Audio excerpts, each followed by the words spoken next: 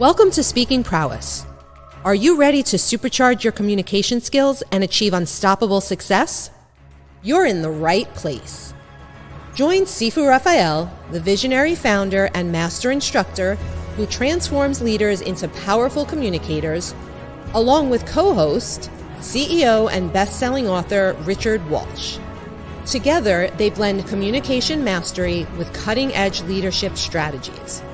Prepare to unlock your full potential and make every conversation count. This is Speaking Prowess.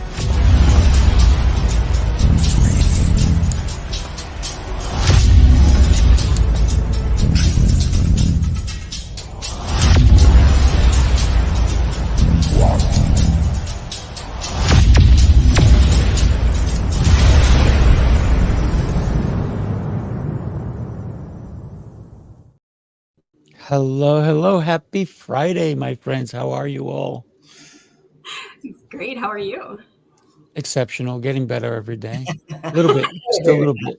Just one step every day. That's it. That's all that it takes, right? Just a little bit of improvement every day. Richard, my friend, my co-host, how are you doing? I'm doing awesome. I love that shirt.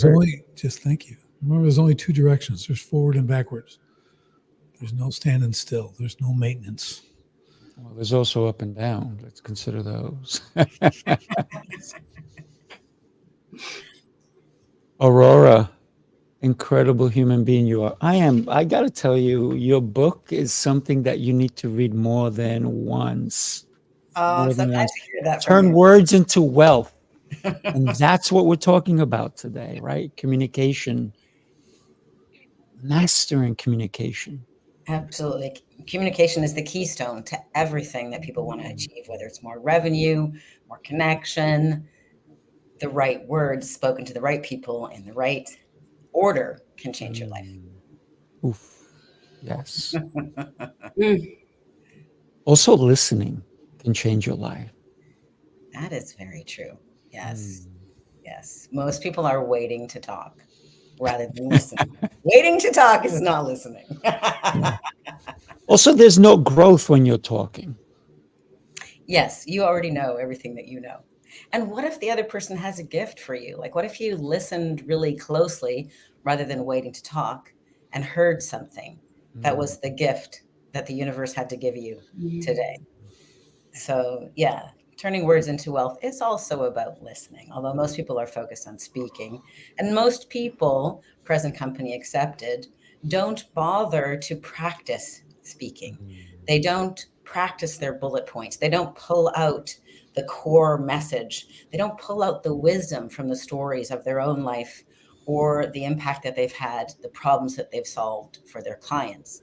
But if you set aside time to do that and pull the gold out of all of those stories and then have little bullet points, you will be able to be so much more powerful, whether you're speaking on stage, on the telephone, in the lineup at the grocery store.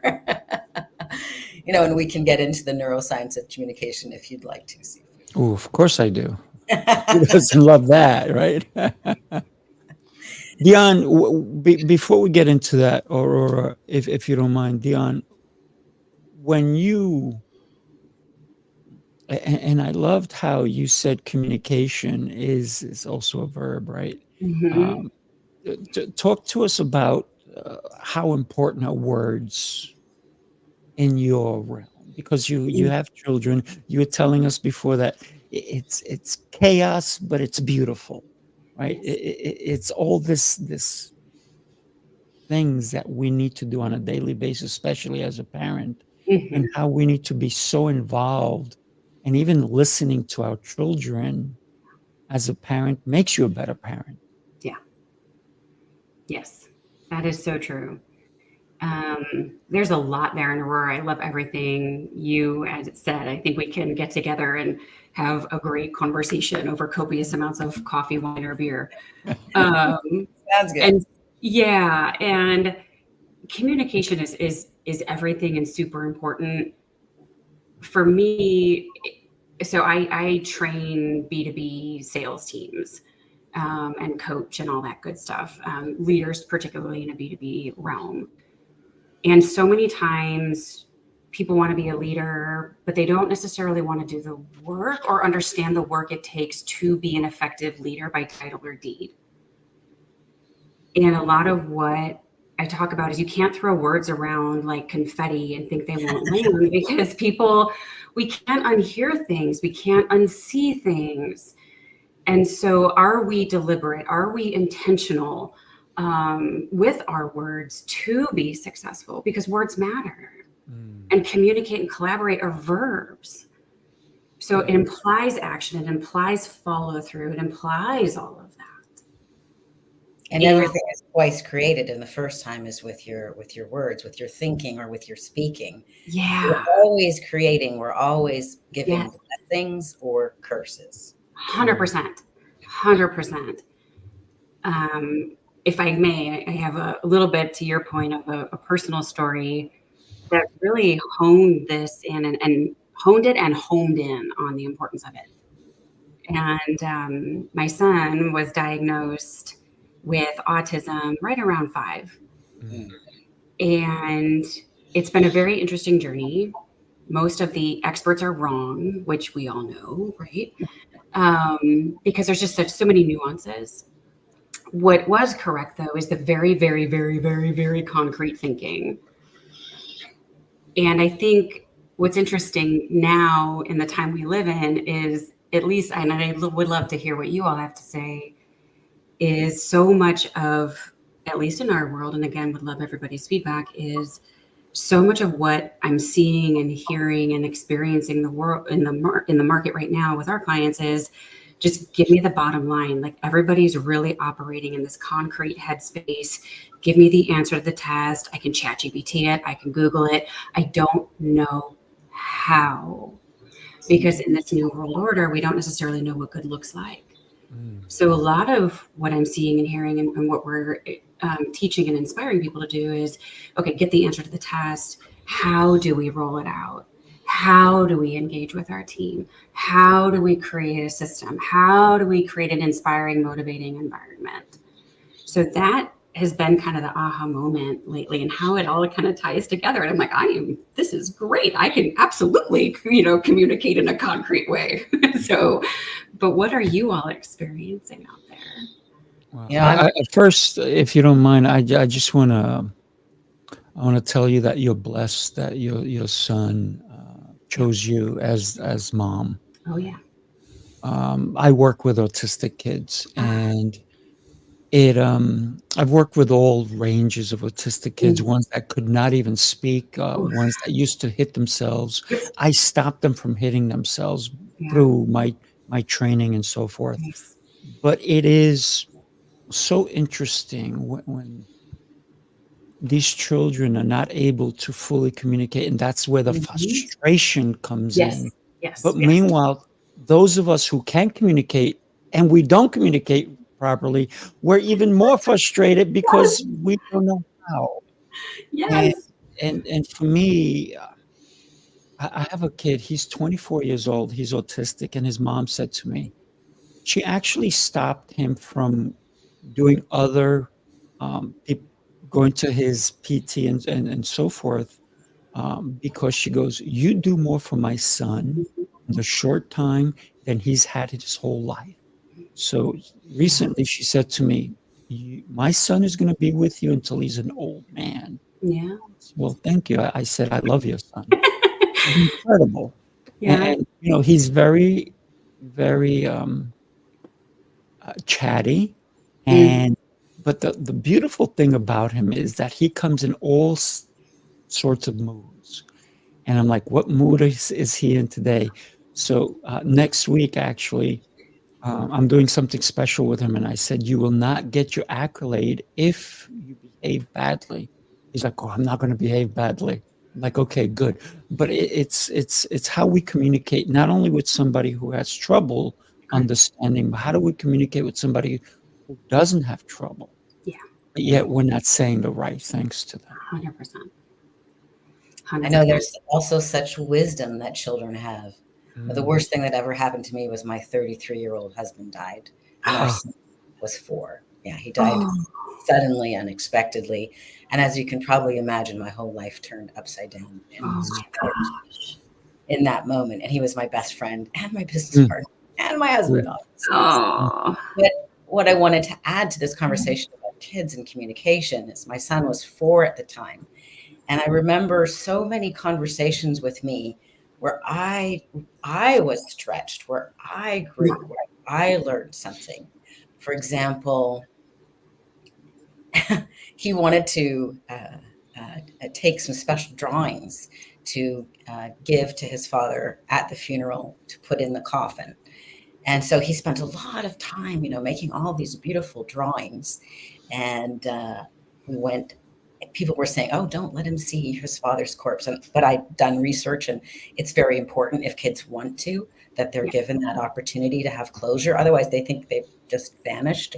Anyway, so he had all these beautiful drawings, and he brought them to put in the coffin, and I lifted him up to see his father. And he just said, oh, Daddy's not in there. And he had such wisdom and clarity. He left his drawings, but he knew that Daddy wasn't in there. So we had a whole conversation about, that was Daddy's body, that was the husk. Daddy's soul is not in there.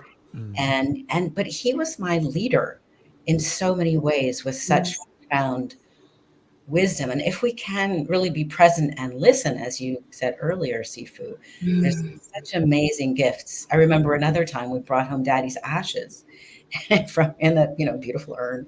He's like, oh, well, can I open them? I was like so uncomfortable. I'm like, but who am I to say what? So it's okay. And there was a plastic bag in there with ashes. Can I feel the ashes? I was so uncomfortable, but I don't know. I've never done this before. Who am I to say I'm wiser?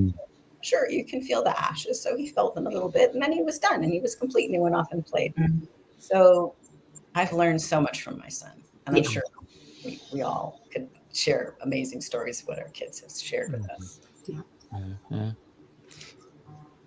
Richard, you've been listening this whole time. What is your take on all this, my friend? I'm practicing. Listening is a silent form of flattery. Right? You have to know that is very important. I'll tell you, one of my best lessons ever on the listening end was actually being a podcast host. When I started my podcast about 4 years ago, it really taught me how to listen, because I didn't want to just bounce any, I've been in a lot of podcasts, and they're literally going through their list of questions. And it's like, okay, this is horrible. Okay, because as they get done, well, thank you. And they ask the next question. Well, thank you. And they ask the next question. I go, I could have just made you a video. Send me the questions. So I learned really to listen so I could formulate a question when I got done that actually, extended the conversation, right? To get more out of it. A lot of times, and sometimes people need that as well, right? You'll have guests that need help bringing out their story because they're not expert guests. Right. They're not actually great communicators. They're great at what they do. So a lot of times you have to help them. And this just by a question. If you listen, you kind of know what they're missing. They don't realize it because they're really not trained in this. And then you're able to help them pull that out and really make them look good, which is always my goal as a host, is to make my guests look great. I never want them looking bad, because nobody looks good when that happens. So I can give them the right cues. So listening really taught me to learn how to give right cues for people so they can continue the conversation. It's very, very meaningful and just riddled with value for the audience. And Richard, by listening with such attentiveness and then asking a question that's alive in you, you're creating alchemy within your guest. You're pulling out gold that wasn't there before you were listening so attentively and presently. There's alchemy, there's magic that happens when somebody is really listening to us and then asks a question that's not just the one on the sheet, but that people go deeper. I mean, that's what I do with Same Page Publishing. I interview people to help them create their books. I love pulling out the gold in their stories. Everybody's got great stories. It's just most people haven't mined the chaff, from the wheat. Mixing my metaphors here. They haven't mined the gold. It's okay. We're following, though. And metaphors are amazing. Absolutely. I think a big thing, like you're saying, though, is also practice. Okay, so if you have a story and you're going to share it and you want to go on a podcast tour, we'll use that as an example. Every podcast is practice. Yes. So I see people go on some really not great podcasts. They don't have a lot of subscribers, don't have a lot of listeners, and start practicing there. That way, when you screw up, only a few people hear it. You're not going to start at top 1%. Okay, go get really good at it, doing it again and again. What I've learned myself is all I need to know is the time frame. Do we have 15 minutes, 30 minutes, 45 minutes, hour and a half? Because I can fit it, so I can compress and expand my answers to fit the time frame. So there's these different levels of skill you have to develop as a communicator too. How much time do I have? And I love that. I love deadlines. I like time frames because you can tailor your message so well. And I think it was Mark Twain, right? He said, if I have 90 minutes to speak, I no preparation needed. Because if I have 15 minutes, it's going to take me, a week, to prepare that, because it's so hard to deliver in that short period of time exactly what you want. But there's an art to it, like you guys were saying. I've been on TV and you have to get it down to 2 minutes. You really have to be prepared. You got to be on. You got to be fast. But just to piggyback on what you were saying, Richard, about going on smaller podcasts, I also think a communication skill that everybody who wants Speaking Prowess can use is, rather than thinking about how many people are listening to me, think about how can I serve?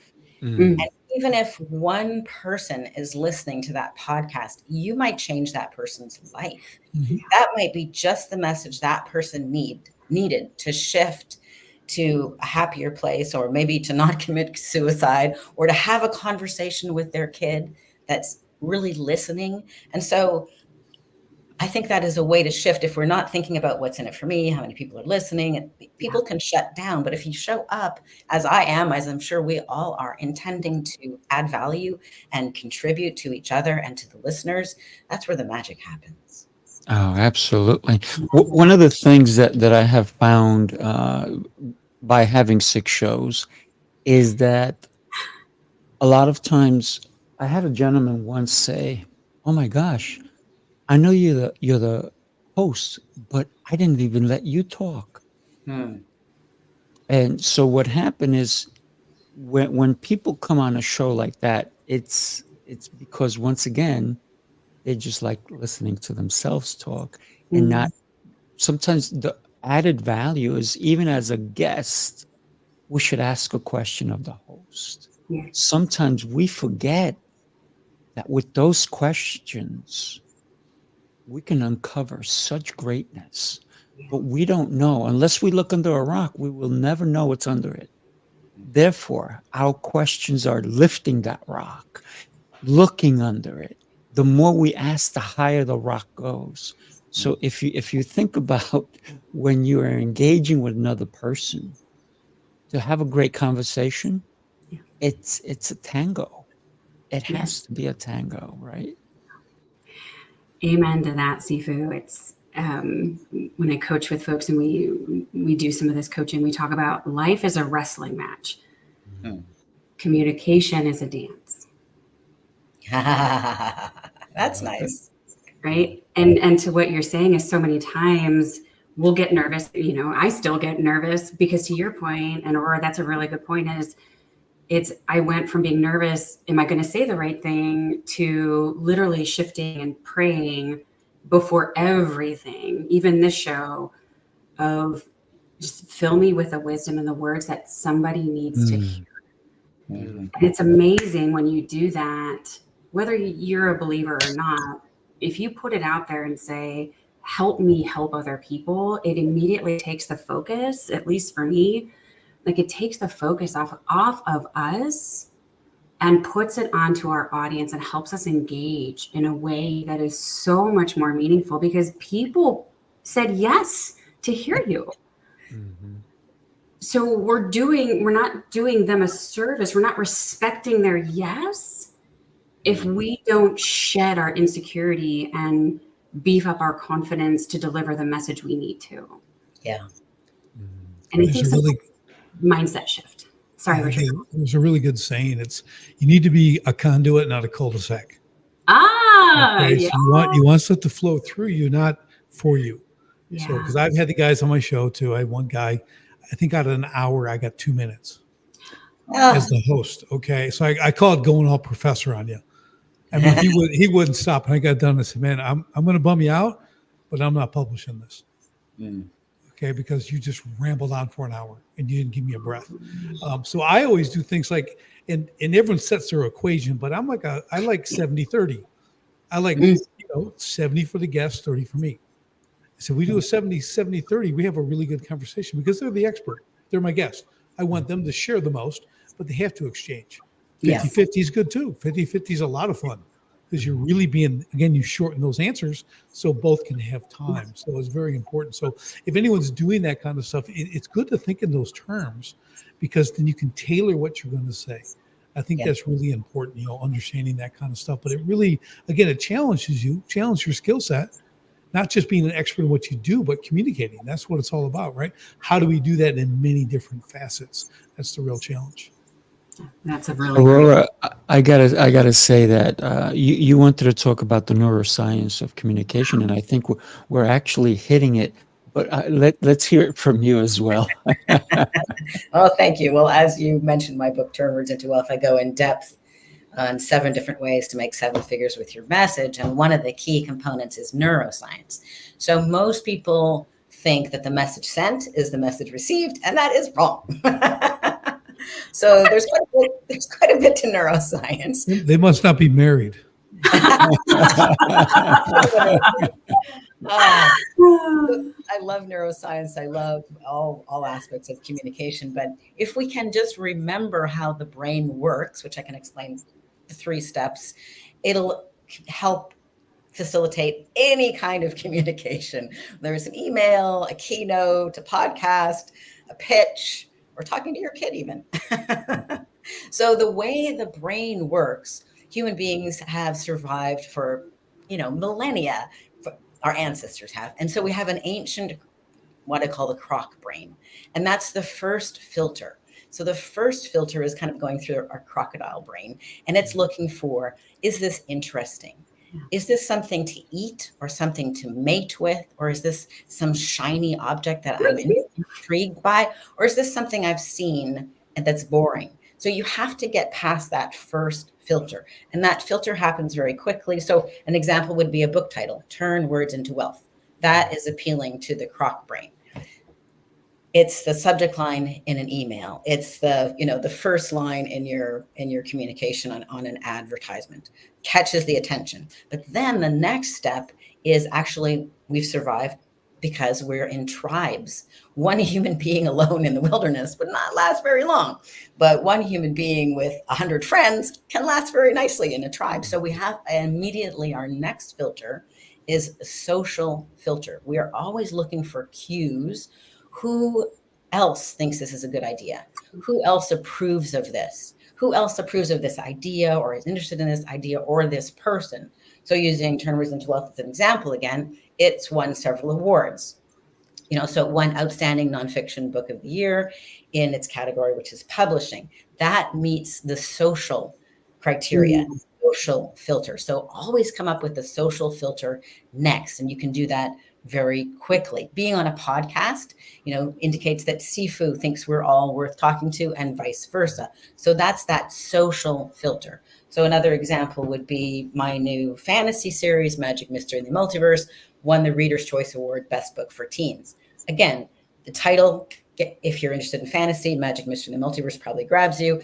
Reader's Choice Award. Oh, okay. Those are the first 2 steps. And then the third step, you can then talk to the cerebral cortex. We are only capable of deeply, deeply listening in the way that Richard talked about earlier for a maximum of 20 minutes.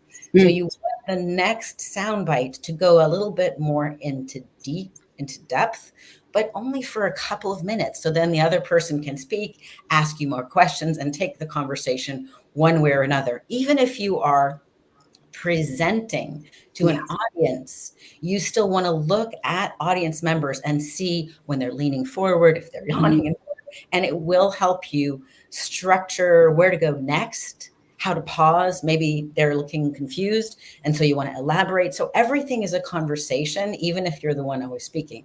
So when you're pitching to raise capital, you want this whole process to take no more than 20 minutes. Notice that if you're going over 20 minutes, people just, even if they're wanting to listen, you're losing them. So keep it tight. But in every communication, every story, every nested story within that, you can do those three things. You know, why are you telling the story? What's the snappy croc brain? Who else thinks this is an interesting invention or something to talk about? And then add your story, your statistic, your reason why. And the other things to also consider really quickly when you're adding to is, in the cerebral cortex part, is why, how, what. These are good questions. So which one of those questions do you want to address? And then you can leave the other one for the next little soundbite. Yeah. Love it, love it. You know, one of the things that even if you're doing a public speaking event, it's to get the audience to think. Mm-hmm. Because if they're not thinking, they're not engaged. So it's that engagement that we need to be able to have with our audience, whether it's an audience of one or an audience of many. And it's that engagement, because if we're just speaking to speak, but without questioning, then there is no, even if they don't necessarily answer, but in their mind, they're thinking, all of a sudden, they're engaged. So I think engagement is also very important for us. Exactly. To get them to think and feel. Dion got us all connected with feelings when she shared that she has got a child with autism, and it changed the whole flavor and the energy. So if you want somebody to buy something, you don't actually want to trigger their analytical thinking brain too much. You want to get people to feel why what you're saying is important and how it would be great to be aligned with your vision. Dion is laughing, so she's got something to add. I love everything you're saying, Aurora, and completely agree. And one of the the coaching programs that we offer is coaching sales reps. And it's really interesting. And again, would love to hear what you all are experiencing in the world. And when we're working with folks under 30, and even sometimes folks our own age, I've read The Stress Effect and Living Life from the Top of Mind. Those are really good too. And it talks about some of this. And so I'm not that person, but I'm like, I'll read it. And then how do I use this? And so to that point is, how do I simplify this? Because 9 times out of 10, people aren't like, oh yeah, I want to be a neuroscientist, right? So they're like, I want to be a YouTube influencer. Like, well, okay, I don't know what that means, but sure. And so one of the things that the format we talk with people about, and exactly, Richard, to what you're saying, is 2 sentences, ask a question. Not literally 2 sentences, but you get the idea, right? Like 2 sentences, ask a question, and come back. And we talk about, so one of the courses or one of the workshop sessions I take people through is the art of conversation. And there's 5 pieces to it, but in the middle of a conversation, it's you acknowledge, you address, and you advance. Acknowledge what somebody is saying, like you did. Oh, Dion has a son on the autism spectrum. How do you address it? She's got something to say. She brought it into us. And then how do you advance it? And then you turned it over. And so, because it's how are we training our mind to be better? Because when we are going fast or we have back-to-back calls, I need a muscle memory that works for me. So whether I'm a rep delivering a demo, I'm speaking at a conference, I'm on a panel, have I developed the skill set to have a muscle memory, to be a good guest, Richard, like you were saying, to engage other people? Like, so it's how are we developing more of a very disciplined, trained mind in doing what works? So that's what you were saying all that. And I was like, I love all the neuroscience behind it, because I will take accidentally successful and alignment with it. So I would love everybody's thoughts on some of that. Just how do we develop the skill set to be good, right? And go I think one of the things when you're talking a little bit earlier about the logic, like you don't want to go logic when you're selling someone something, and I teach that as well. It's always benefits over features. No one cares how many BTUs and all this. That's like if the guy's an engineer, he might be into that, right? The other 99.9% of the people aren't interested really how it works. They want to know what's going to do for their life. 100%. How it's going to make things better, and when you communicate, it's the same principle in everything. Whether you're telling a story on stage or however that is, just like we'll do open loop communication on stage. Okay, I actually want to sell my coaching program. So I'll start and I'll say, okay, here's the pain. Here's the pain you're suffering. I have a solution. Now, here's my clients who went through this, and here's what their life looks like now. They can do this. They have freedom. They have more profit. They have more impact. All this stuff's really great, right? So they went from all of this pain to this incredible outcome because they went through what I have. So here's the meme I made. You got, the pain scale 1 to 10. Office. Well, picture number 10 with a little face. Right? He's just all scrunched up, and the middle is a lock. It's a padlock that's locked. And then the next one is another face that's all smiley with a big sun around it, and life is grand, right? Yeah. The lock is my solution. So I shared the pain, I shared the outcome, right? How lovely your life's going to be, but now the solution is locked up, and you know how you unlock it? You pay me, and I help you unlock it, right? That's the method. So the open loop is share the bad, share the outcomes. The solution is what I get paid for. So it's a really interesting way to communicate, especially from stage when you're looking to, yes, we want to make an impact. We also want to make a living. Mm-hmm. Okay? So if you learn that, because I used to teach too much. Yeah. Me too. I just teach everybody, and then guess what? They don't need me. Yeah. They can only go. So I had to learn that. A guy had to slap me a little bit and say, "You're doing this all wrong. You want to know why you don't make money? Let me show you." And he did, and it's pretty awesome. So there's so many great ways to communicate, depending on the outcomes you're looking for. Well, that's a really great communication recipe. I call that the heaven to hell, and then whatever you're offering is the bridge. And I want to reinforce that what Richard was just sharing is actually the answer to Dion's question earlier, which is how do we become better at communicating? So I love the book, The Talent Code by Daniel Coyle. And he says that he wanted to bust the myth that talent just happens. He's like, talent is grown. And there's 3 steps to growing talent. And one of them is Richard. But the first step is identifying what the person wants and why they really want it, because they have to passionately want that, whatever the thing is. You can't turn their car engine on for them while their Lamborghini is sitting in the driveway. They've got to have the engine turned on. The second step is deep practice, which Richard does his coaching clients. I'm sure Dion does that. Sifu definitely does that, the deep practice. 100%. And then the third step to growing talent or becoming great at anything is having a coach or mentor. So what Richard was sharing is actually a kindness, because if you just give them enough how that they go and fumble by themselves, you may not have created permanent change. Sifu, as he's working with people, changing their bodies, changing their skill set, he's creating permanent change, but only because they're in that deep practice. So deep practice happens whether it's physical or mental. We're actually creating myelin in our brains, and we can create it at any age, which is the good news. Yes. But the benefit of the deep practice is the myelin can go from 2 miles an hour to 200 miles an hour, or even faster with this deep practice with a coach or mentor helping. So all of us are in service of that in some way or another, but there's neuroscience to back it that we may be up leveling our client's skill or our own skill as we deeply practice right on the edge of what we're capable of by up to 100-fold.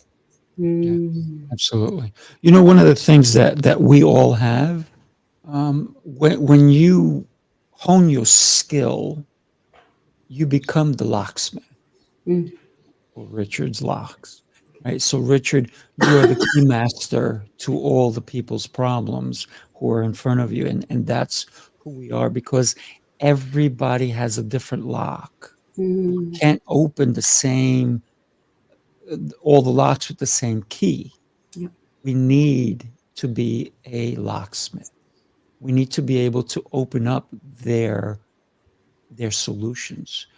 Take a look, and then let's talk about this in a second. Take a look. In a world where words shape destinies and connections forge futures, this November 22nd to the 24th, Speaking Prowess brings you the ultimate hands-on workshop. We have a lineup of some of the most influential communication experts in the industry. These are the voices that will guide you on a journey to enhance your ability to connect, influence, and succeed. Sifu Rafael, master instructor and founder of Speaking Prowess, blends communication and leadership to help you reach your full potential. Richard Walsh brings his strategic and tactical expertise to deliver rapid, lasting results for your business. Dr. Oliver T. Reed, the international multi-best-selling author and motivational speaker, known as the Writing Coach, will help you craft your messages with precision. Jose Escobar, a nationally recognized speaker and leader, will guide you in mastering personal development and leadership skills. This is more than just an event. It's a game-changing, skill-building experience. Walk away with communication prowess that transforms your personal and professional life. Speaking Prowess, where communication becomes your superpower. Reserve your seat now. When we consider how we communicate, how we're all communicating, right? It's even our tonality, the intent of our words. When Aurora talks about neuroscience, it's the way we do it, right? It's how we form everything, our words, our thoughts, our skills. And when Dion talks about all that she is doing with family, with her clients, with business, and including Richard, when he's talking about how he helps somebody understand that in order to open that lock, they need to pay him. Everybody's communication skill is different. And I'm sure it is better today than it was 10 years ago. Would you agree? Our personal skill, mine's definitely better. I think one thing you guys, when we were talking a little bit earlier about, and especially Roy, you just mentioned in deep work, right? Really that deep training, that is what's missing. Mm-hmm. Really for deep work. And it can be destroyed by texting. It can be destroyed by anything, right? And Deanne, when you're talking about someone wanting to be an influencer, it reminded me of this woman. I can't remember her name, but she said, well, the problem with kids, we all know that, right? We've heard that when we were kids, is we had the same problems. But the problem with kids today is they want to be discovered, not developed. Mm. So, and that's that lack of deep work. They don't want to practice. Mm. And I try to remind them every overnight success only took 10 years.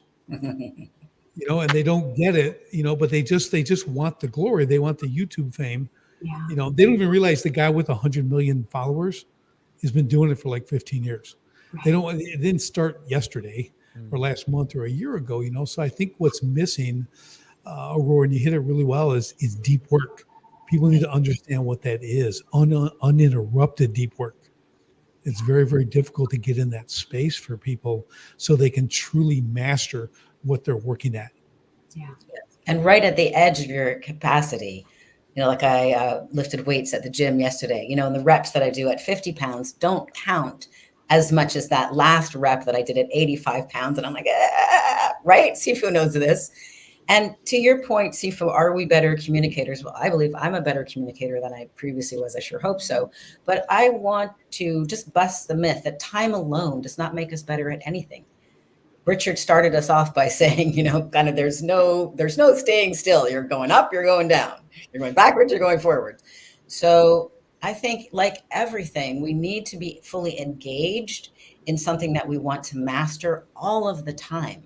Yeah. Like I'm writing books all of the time. I'm coaching my clients weekly. I am helping them. I'm pulling out the gold in their stories to help them write their books, which is what I do at Same Page Publishing all of the time. And so I'm getting better at that. I'm getting better at lifting weights because I am going to the gym, 3 times a week to lift weights. But we cannot just sit on our laurels. Maybe you were a great speaker or great communicator or a great weightlifter 10 years ago. It doesn't make you better today. You need to be deeply engaged. You've got to want it. You've got to deep practice and have a coach or mentor. And that is how to grow your talent. I like that too. And I love everything you all are saying. And I think, again, tell me your thoughts on this. One of the things that we're really seeing in the market now too is helping people with that level of self-awareness.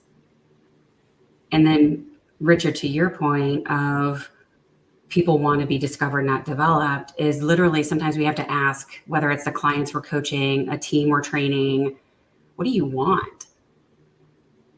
And so many times there's a lack of being able to articulate. And so one of the exercises we do, again, just to keep it really simple, is everybody creates a personal professional purpose statement. Mm-hmm. What is your purpose? What is your team's purpose? And I coach a lot of revenue teams that go, to make money. And I was like, okay, well, first off, it's a result. And secondly, the question I have for you is, what is your company's mission statement? Mm-hmm. Richard, Aurora, and Sifu, nobody knows their company mission statement. Do you know why? Nobody. Do you know why? Because it's boring. Because it's worthless. It's stinking wallpaper. 100%. The only thing a mission statement serves is it serves his ego or her. That's all it does. Yeah. We create strategic vision. Yes. We create a vision-driven business. Yes. That's when people can work for purpose. 100%. Mission statements are just throw them out with the Industrial Revolution, okay, in 1890. Throw that stuff in the trash. And I do that literally when I go to someone's business and they have one on the wall. I take it off and put it in the garbage can. Yeah. Like when the first I go, we're not doing this. Yeah. Because it's not resonating. It's not that connection. Sorry, I interrupted you. Oh. No, it's okay. No, I just wanted to throw that in because you hit the nail on the head with that. Mm. It's a cornerstone of what I do in my business coaching is create a strategic vision. Yeah. Everyone has to be on the same purpose. Yep. That's how you change culture, right? But that's communication. Yes. We do it in the written form. Yes. And they actually have to read this before they even come on the team. Yeah. Right? They have to find themselves in this vision. Where do you see yourself fitting here? Yep. Where do you see yourself as the hero in that journey? Yes. Right. That's what makes the difference. Right. Mm-hmm. Again, that's communication. Now they understand what's actually expected of them. Right. It goes way deeper than that, but that's a very high level. But you're right on the money with that. Yeah. Well, thank you. And I'm happy you're doing that work. I work at the team level. I don't always have the patience at that executive level. Bring me in. Not my thing. Right. And so it's one of the, you can't help everybody. And so, but I mean, to that point is how are we getting the heart involved? Because that's where decisions are made at the end of the day. So create a purpose statement, and nobody's mission statement ever says to make money. Pretty sure that's a thing, but it's funny to your point, just we don't pay attention to it because it's nonsensical. And so it doesn't move behavior, which is what communication is supposed to do. Well, for example, Speaking Prowess, we're doing what my mission statement is right now. We're doing it. And my mission statement and my purpose statement and my life statement is enhancing communication worldwide. Mm-hmm. That's my mission statement. That's my tagline. That's my belief. With every conversation, with every show, with every connection, I'm doing it. We're doing it right now. Mm-hmm. You are helping me. You see, I'm not doing it alone. That's the whole thing. I'm not doing it by myself. It's not just about me. If it was about me, I wouldn't even have a show. It's not about me. It's about us. You're helping me enhance communication worldwide. Well, because this show is being seen worldwide. We'll see if you 27x the results of the listeners, because studies show that a story can increase revenue not by 20% or even by 2 times, but up to 27-fold. And you can read about that in the book, Significant Objects. We're close to the end of time, so don't have time to give you the story. But Sifu's mission could be increasing the value to the listeners by 27-fold. I love Yep. it. Thank you. Thank you. When we wake up in the morning, we have a conversation, don't we? Mhm. Each one of us. Some people have a terrible conversation. Oh, I hit the snooze. Oh, I hit the snooze. That's the wrong conversation, people. Amen. Richard gets up at 4 a.m. I do too. Sometimes it's 3:29. I can't help it. The Lord wakes me up, right? But throughout my day, I'm having these internal conversations, and those internal conversations help me with my actions. Are you having those conversations? And what do your conversations look like? Before we wrap it up, I'd love to hear. You should hear what I say to the heavy bag every morning when I'm working it. Love it. It's nasty, but it makes me feel good because it's an opponent, and I'm starting my day off with a victory, even though the bag wins every time. Well, you can send the executives and the CEOs to me, Dion, because I prefer working one-on-one with the high up decision makers. I start my day by listening to the prayer of St. Francis, sung by Sarah McLachlan. It's available on YouTube. It's about 2 minutes, and it's a great way for me to set the intention for the day. And I asked myself, after I got my MBA in 2015, I asked myself, how could I serve? How could I make the biggest difference in the world with my skill as a communicator, as the author of 10 books, as a TV writer, producer, with all of that, and as a successful serial entrepreneur. And the message came back to me clearly that by helping leaders who are changing the world get their message more clear, more concise, write, publish, and promote books, that would be the way that I could serve, that I could be a catalyst for greatness, that I could do the karma math of creating the most value in the world. So that's what I do at Same Page Publishing. I help leaders, experts, and entrepreneurs create their message, usually in a book, sometimes in a pitch to raise capital, so that they can be out there changing the world. Yeah, that's amazing. That's amazing. So many good things, so many thoughts. So I can't wait to talk more with all of you. And so just on a side note, I work one-on-one with SMB and founder coaches or founders and companies typically in the SMB world. Anything other than that, it gets a little big and not a good match, right? So it's just different skill sets for different people at the end of the day. Sifu, I love your question because I was just on a show yesterday talking about abundance. And I think it's easy, and we're wired, right? Or you probably know more about this than I do, right? But we're wired to be negative from a survival perspective. And it takes discipline and a desire to get up every day and go, thank you for everything you're going to give me. So that's how I wake up. So I wake up and I sit up in bed and I stretch and I just go, thank you for everything you're giving me. Help me to give it back.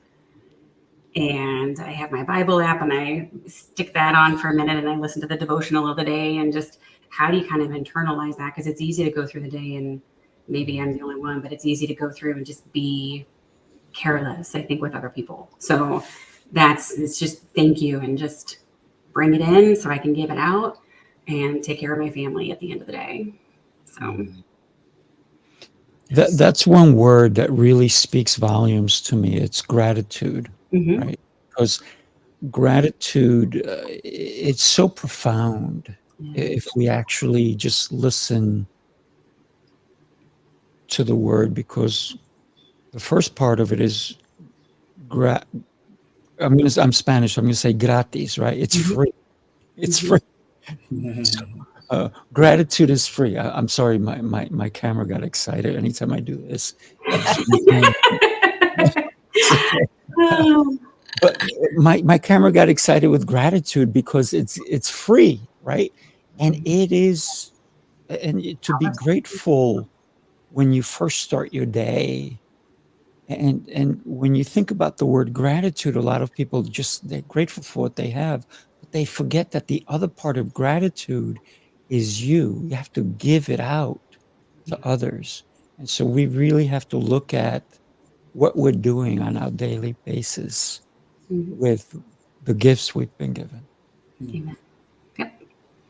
I like that amen at the end. But I think we forget, right? We get into taking mode. And Richard, you mentioned that when people come on your show and go into professor mode, and I've been guilty of that too, right? And it's how, Sifu, to your point, like being on the show, we're all making each other better. I started executive groups earlier this year. We're all making each other better. We're launching sales masterminds. We're all making each other better, because Aurora, nothing good grows in the dark except BS and mushrooms. And, and that's cool. Mushrooms are awesome.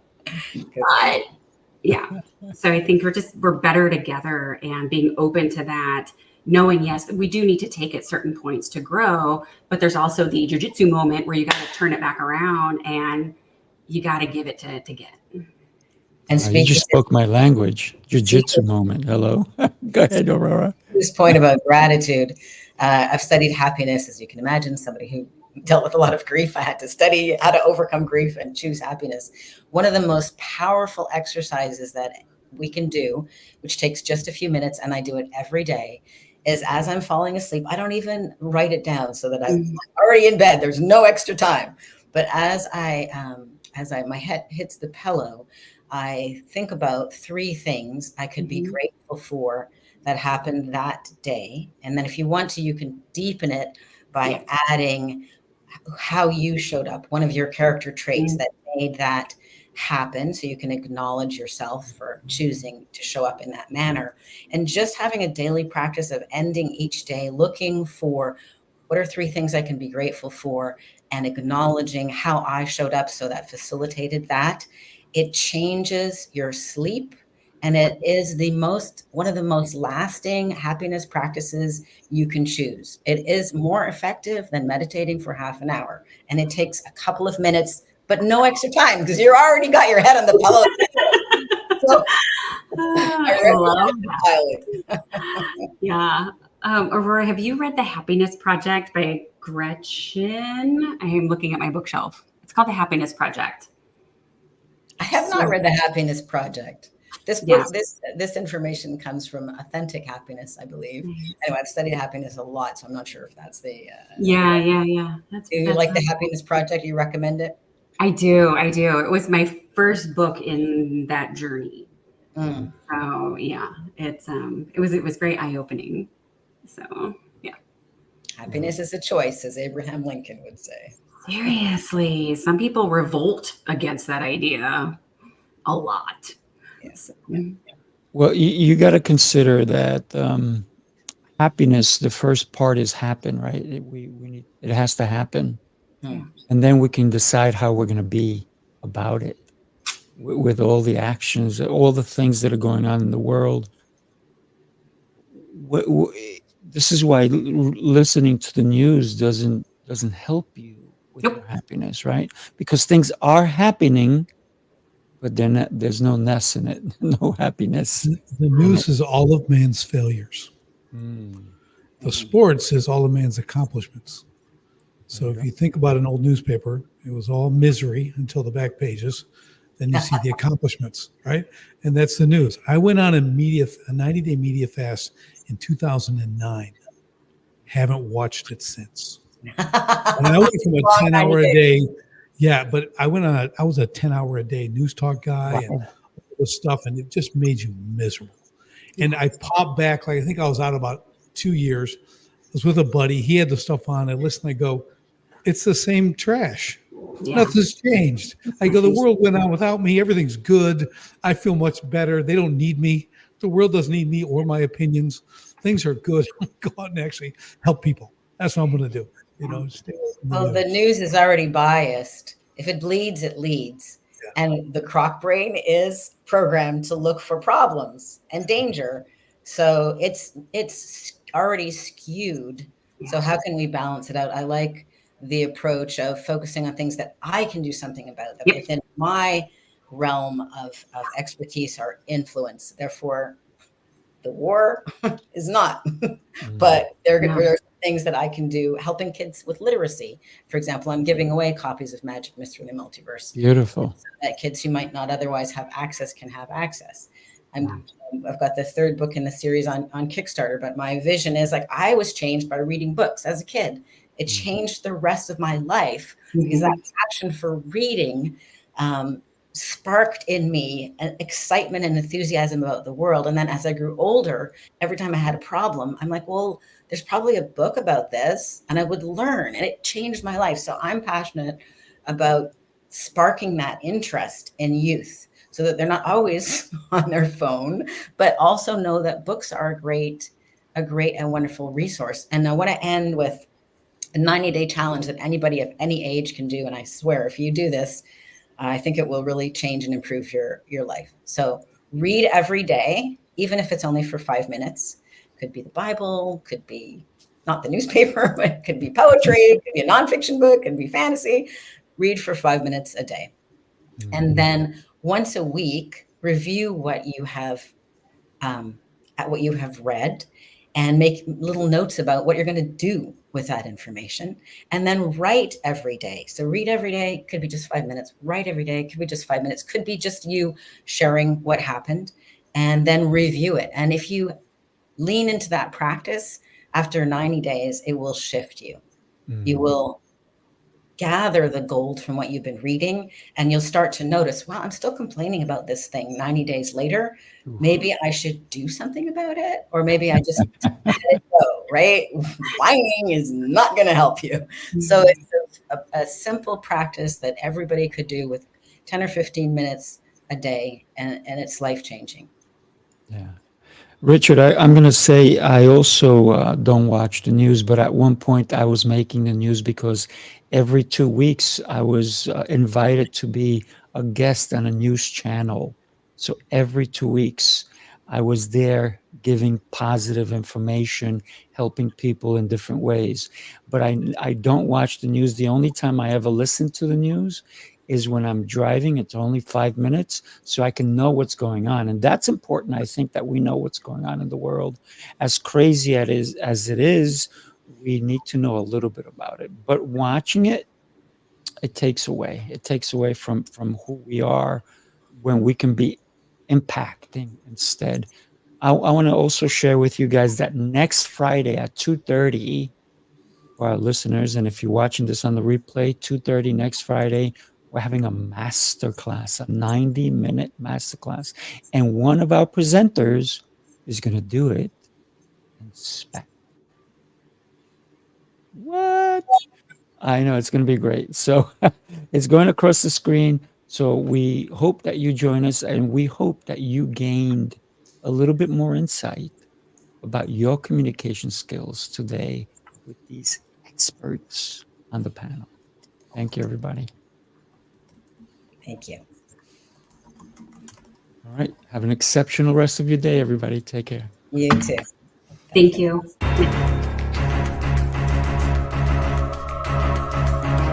This is Speaking Prowess.